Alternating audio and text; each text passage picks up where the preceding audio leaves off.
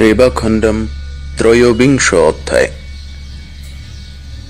मार्कंडेय कहिलेन, हे राजन, जे सकल नर परम भक्तिपूर्वक এই কপিলা संगमे अवगाहन अथवा प्राण त्याग करे ताहादेर परम गति लाभ হয়। अमरेश्वरे आगमन पूर्वक जे मानव निखिल संकल्प विसर्जन दिया प्राण त्याग करे ताहार सतत स्वर्गे बास হয়। जे नर এই শৈলবরে সমাগত হইয়া জীবন বিসর্জন করে সে দিবাকর প্রভু বিমান আরোহণে অমরাবতী গমন করিয়া থাকে। মানবগণ যখন এই গিরিবর অমরকণ্টক হইতে কলেবর পাতিত করে তখন অপ্সরাগণ তাহাকে দেখিয়া কহিয়া থাকেন যে ইনি আমাদের পতি হইবেন। কপিলা জল প্রভাবিত ধর্মজ্ঞ বুদ্ধিমান মানবগণ শাশ্বত গাঙ্গ ও রেবানীরের সহিত কপিলা জলের তুলনা করিয়া থাকেন সন্দেহ নাই। পুণ্য নিকেতনবাসী অনেক বিদ্যাধর ও কিন্নর আদি রেবানীর শিরে ধারণ করিয়া সুরবর সমীপে স্থান লাভ করেন। হে নৃপ, অধিক কি কহিব?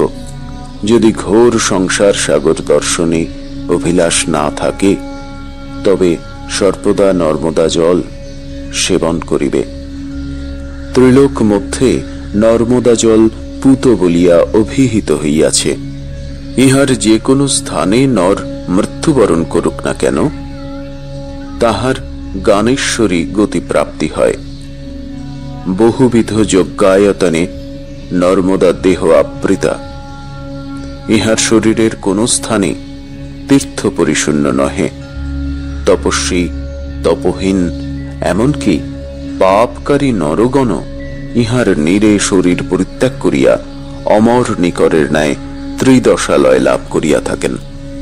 পুরাকালে লোকহিত কামনায় স্বয়ং ঈশ্বর ইহার সৃজন করিয়াছিলেন। হে রাজসত্তম, এইরূপে বিশল্যার উৎপত্তি হইয়াছিল।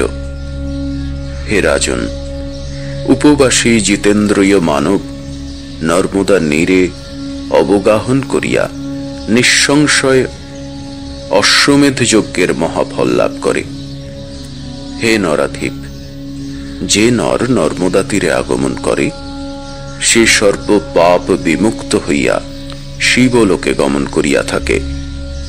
সাগরান্ত পৃথিবী মধ্যে স্নান দানে যে ফল একবার বিশল্যার জলে স্নানে তাহার তুল্য ফল লাভ হয়।